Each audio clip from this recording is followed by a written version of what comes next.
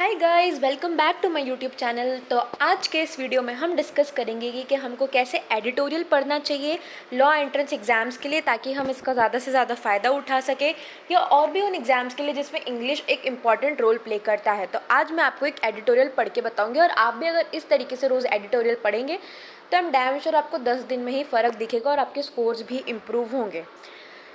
The editorial I am talking about is over the top on privacy and regulation of digital apps। तो over the top का मतलब क्या होता है? Over the top का मतलब होता है कोई चीज़ एक्सेसिव में बोल देना, ठीक है, बहुत भारी अमाउंट में किसी चीज़ को कर देना, किसी चीज़ को बोल देना, ठीक है। अब यहाँ पे सिनॉप्सिस दी गई है, इसको पढ़ के हमको थोड़ा समझ आता है कि एडिटोरियल बेसिकली क्या बारे में बात कर रहे हैं। आप लोगों के पास कॉपी होगी न्यूज़पेपर की, आपके घर आती होगी, तो आप वहाँ से पढ़ के देखिए। मेरे पास अभी कॉपी नहीं है तो मैं इसमें से पढ़ा रही हूँ। The government needs to update its thinking on privacy before seeking to control digital apps.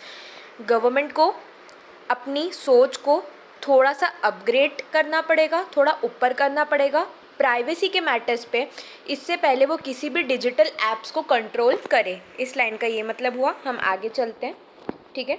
देखिए, जो ड्राफ्ट कम्युनिकेशन बिल आया है लास्ट वीक पब्लिक के लिए, वो बताता है at a disturbing governmental pursuit, hints at a disturbing governmental pursuit. मतलब वो गवर्नमेंट की थोड़ी सी खराब सोच को दर्शाता है। क्या कैसी सोच को दर्शाता है? For more control over a range of digital applications and over the top streaming services that million people of Indians use daily. जिस पे बहुत सारे जो इंडियंस हैं उन ऐप्स को यूज़ करते हैं, उस पे सरकार जो है कंट्रोल जो है जमा रही है। और ये क्या दर्शाता है? सरकार की थोड़ी सी कम या थोड़ी सी नीची सोच को, ठीक है। It seeks to do this by upgrading them under the ambit of telecommunication services. और ये सब वो किसके अंदर कर रहा है? वो बोल रहा है कि जितने भी ऐप्स है जो इंडियंस यूज़ करते हैं या जिस पे देखते हैं मूवीज़, इन सबको अब हम टेलीकम्युनिकेशन सर्विसेज के अंदर ले आएंगे।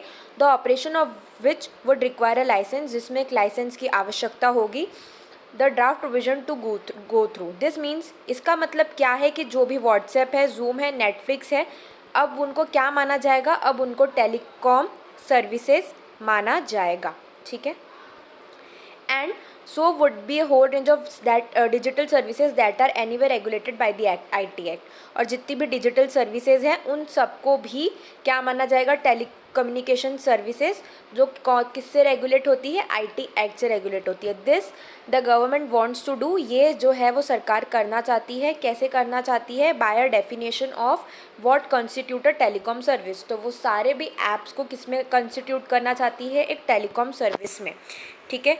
जो नई डेफिनेशन है वो क्या इंक्लूड करती है? हर चीज़, ब्रॉडकास्टिंग सर्विसेज से लेके इलेक्ट्रॉनिक मेल तक, वॉइस मेल से लेके वॉइस तक, video and data communication services से लेके इंटरनेट तक, ब्रॉड सर्विसेज से लेके over the top communication services तक, जिसमें गवर्नमेंट जो है उसको अलग से बताया जाएगा कि कौन किस चीज़ को कब यूज़ कर रहा है, ठीक है।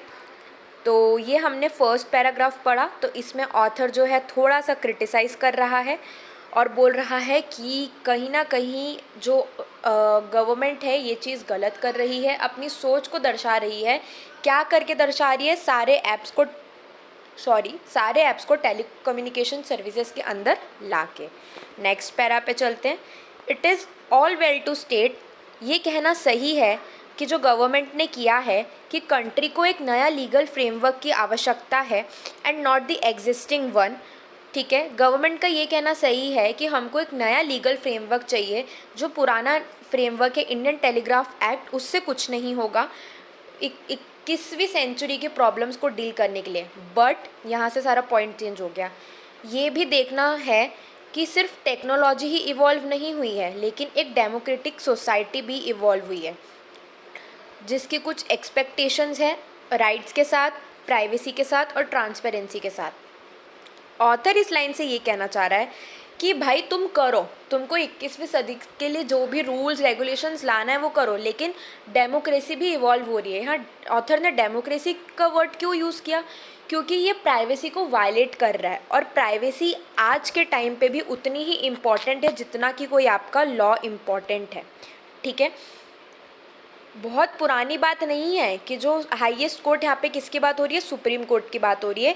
कंट्री में उन्होंने एक्नॉलेज किया था कि एक सिटीज़न का राइट टू प्राइवेसी भी होता है।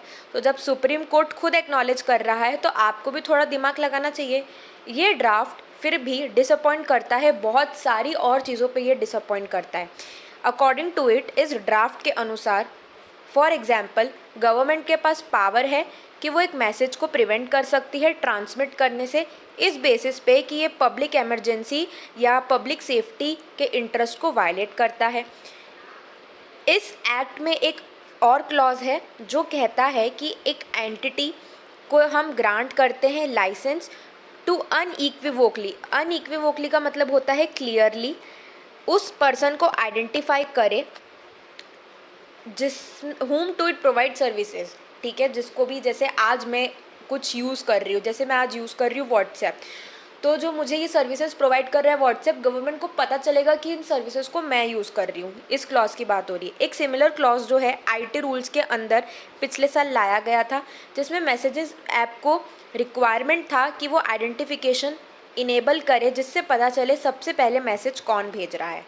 ठीक है, और इसको कोर्ट में चैलेंज भी किया गया था। There are enough valid reasons, और भी बहुत सारे रीजंस हैं जिसको हम डाउट कर सकें कि whether this is even technically possible without breaking encryption and making all communications vulnerable. Well, this is not to underplay the mounting challenges for ensuring security. The repeated attempts by the government to able to tap into all kinds of communication without making sure that the common man has a legal armor. Legal armor मतलब एक legal validation होता है उसका in the form of data protection law is extremely problematic. ठीक है, सरकार को ये समझना चाहिए एक नागरिक का भी कुछ प्राइवेसी का राइट होता है, और ऐसी हरकतें करने से वो इस राइट को वायलेट कर रही हैं और ऐसे लॉज ला के कुछ नहीं कर रही है, सिर्फ प्रॉब्लम क्रिएट कर रही है। गवर्नमेंट को उसकी सोच को थोड़ी सी अपग्रेड करने की आवश्यकता है यूज़र्स पर और प्राइवेसी पर। इस ड्राफ्ट को फिर से ड्राइंग बोर्ड मतलब कि जो सुझाव देता है कि ये चीज़ सही है कि नहीं, उधर भेजना चाहिए और देखना चाहिए क्या ये ड्राफ्ट सही में अच्छा है। सो अगर ऑथर की टोन मैंने इतने अच्छे से बताया, क्योंकि मुझे पता है मैंने बहुत अच्छे से एक्सप्लेन किया, सो अब गेस कर ही पा रहे होंगे कि ऑथर की टोन क्या है। मैं आपको 4 ऑप्शंस देती हूँ। ठीक है, आप नीचे कमेंट में मुझे बताइए कि ऑथर की टोन क्या है। पहली analytical, B option is suggestive, C option is critical, D option is narrative. आपको क्या लगता है ऑथर की टोन क्या है? नीचे कमेंट बॉक्स में मुझे ज़रूर बताइए। हमने इस एडिटोरियल को डिस्कस किया और अब आप लोगों को, मुझे गारंटी है या मुझे ऐसा महसूस हो रहा है कि अब आपको पता चल गया होगा कि एक एडिटोरियल को किस तरीके से पढ़ा जाता है, द हिंदू की लिखावट कैसे आती है और उस एडिटोरियल को किस तरीके से पढ़ा जाता है। अगर आपको समझ आया हो तो आप इस वीडियो पे एक लाइक ज़रूर कीजिए, सब्सक्राइब ज़रूर कीजिए, क्योंकि आगे मैं और भी ऐसी अमेजिंग वीडियोस बनाने वाली हूँ। और तब तक के लिए खुश रहें, अलविदा, मिलते हैं नेक्स्ट एपिसोड में।